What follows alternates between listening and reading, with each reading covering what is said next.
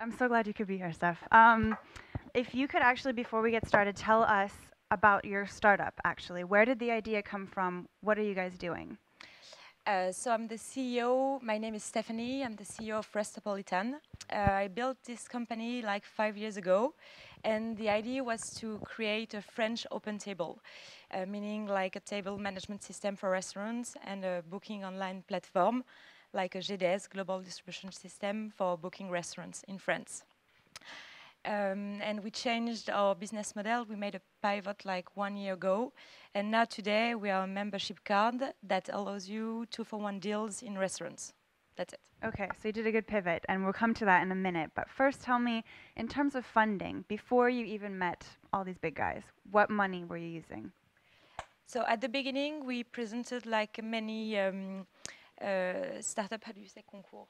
Yeah, Contest. contest, Yes, competition. many competitions for startups in French, which helped us to raise 100,000 euros at the beginning. And then we raised 450, I guess, 450, 100,000 euros from the Loi TEPA. I don't know if you heard about it. It's We discussed a little bit, yes, but okay, go ahead. yes. So the idea is for people who will have like a lot of money, instead of paying taxes, they put it inside like stocks for companies, and so it helped us to raise this amount of money for like 10% of the of the capital. Okay. Yes, so which was very great at the beginning. It was like 4 years ago, and so we started like this, and then we raised 1 million euros with what you call like the big guys, and so 8 business angels. Tell me who they are. Who do you have in your capital? So we have Kima Venture with Xavier Niel and Jeremy Berby. We have Jacques-Antoine Grandjean from Vente Privée, and Ilan Benaim, which is one of his partner in Vente Privée. We have, my God, we have like Marc Simoncini from Mythique. We have Oleg Chelzov from Fotelia. We have Steve and Jean-Emile Rosenblum from Pixmania. Jean-David Blanc from Allociné. So you guys can see, I don't say the big guys for And nothing. am I missing someone?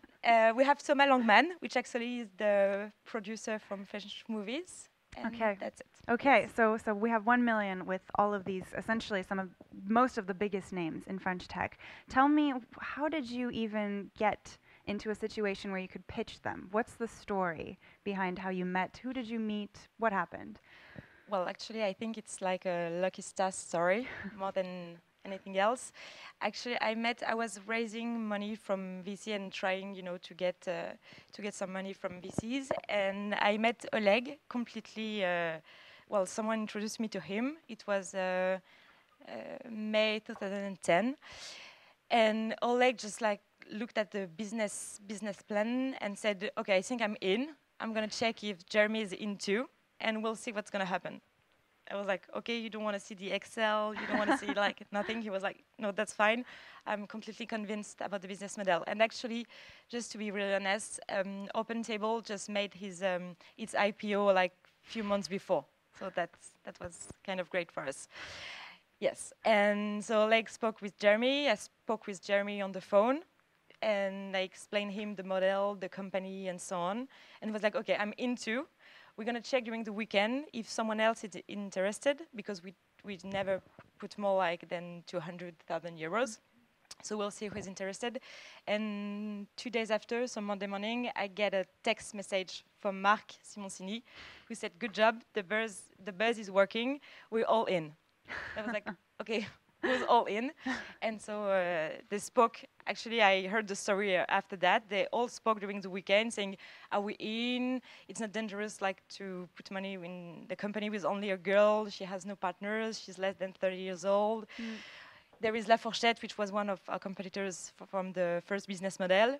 And finally, after discussing so much, Jean-David from Allociné said, "Okay, that's fine. A girl who's able to, like, took all our time for a weekend, we have to do it." So they did. Great. And so now you have all these, essentially the big guys, I'm going to call them, in your company. How does this play out? Do you have like, I mean, we were talking earlier about Loi Tipa and how you can have sometimes people who don't have experience telling you how to run your business. Now you have like 10 people who really know how to run a business, maybe have really competing personalities. Have you ever had difficulties working with them? To be truly honest, I never have like I never had like difficulties working with them. The only difficulty is that to really understand what you expect from them, and that's what you have to find out with each of them. And it's definitely not the same, for example, with Xavier, with Jérémy, with Jacques-Antoine. So that's always very different. Anyway, they're very good on their business, their job, their industry, and so on. But their role is definitely not to make your business working. So you have to do it on your own. But what I really learned from them was how to run a business anyway. For example, like it's stupid thing like managing your team, writing emails, reactivity, the way you look at your sector, like stuff like that. It's definitely that, which helped me a And lot. tell me, I mean, I imagine that it must be beneficial to be working with some of these people. What are some examples? Watching them working actually is the most. Really? Yes, definitely. It's more like watching them working, interacting with their team, interacting with their partners, and how they can see their own industry. I think that's where I learned the most. And you haven't had to raise, or are you looking to raise more money later this year? No, because we were profitable like 1 month after the pivot, so which was great. Tell me about the pivot, because you mentioned it briefly earlier, but what did you guys change? So we raised the 1 million 2.5 years ago, and we stayed in the open table model. But after a year and a half, we were like, okay, it's definitely not like growing as we wanted to. So we had like 4 months left of cash, which is quite, really short. And I didn't want to raise anymore if I haven't found before the good model. So I said, okay, I have like 48 hours to find something else, and we'll try to do it in 4 months, and we'll see what's going on. And so that's where we had the idea of the membership card, which has an amazing margin, and we know like really good restaurants. We know that like discounts in restaurants is working, and we try to find like a premium way to put discounts in restaurants, and we did it. Okay, and now I think you're to date the only person to have raised with all of these guys, but are they frequently teaming up to invest in other companies? Do you know? It's really rare that they are all teaming up all together. But anyway, most of the time, Jeremy had the best deal flows, and so most of the time he's speaking with Jacques-Antoine, for example, giving him advices regarding companies he has to invest in, and with Steven Joymil also. So most of the time there are like 2 or 3 of them. Okay. Yes, when they invest. Great. Well, Steph, thank you so much. Thank you very much. I don't know if anyone here has questions.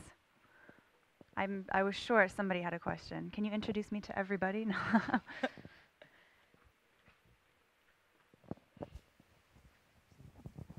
Hi, my name is Jean-Luc, and I'm the founder of Storyation, so a social network where people introduce each other to their friends.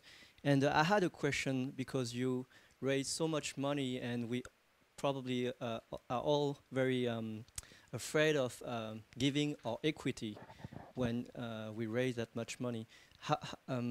I don't know if you can... How do you manage that? Yeah. Actually, that's a good question, because it was a really tough moment for the story. So I get the term sheet like 5 or 6 days after they said, okay, we go.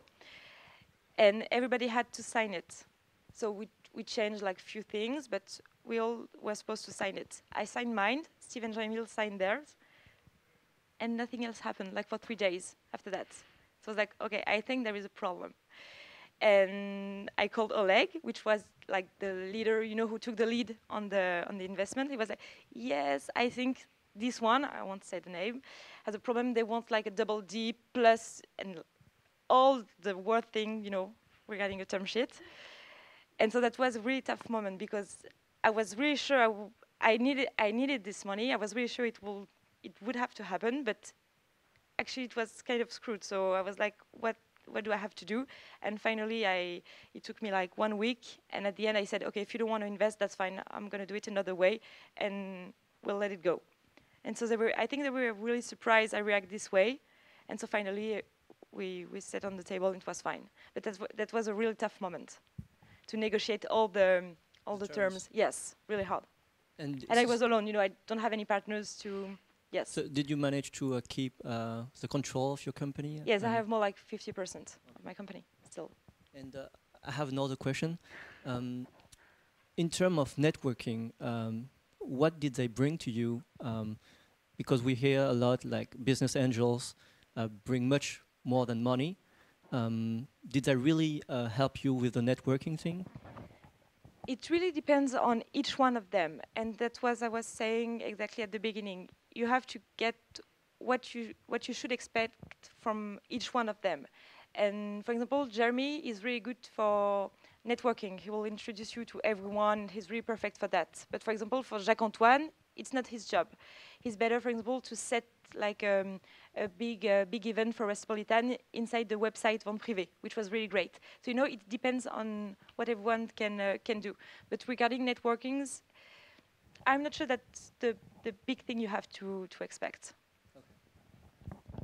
Do we have any more questions for Steph? Even en français. I do speak French, actually. All right, Steph, thank you so much. Thank you very much. Thank you. Thank you very much.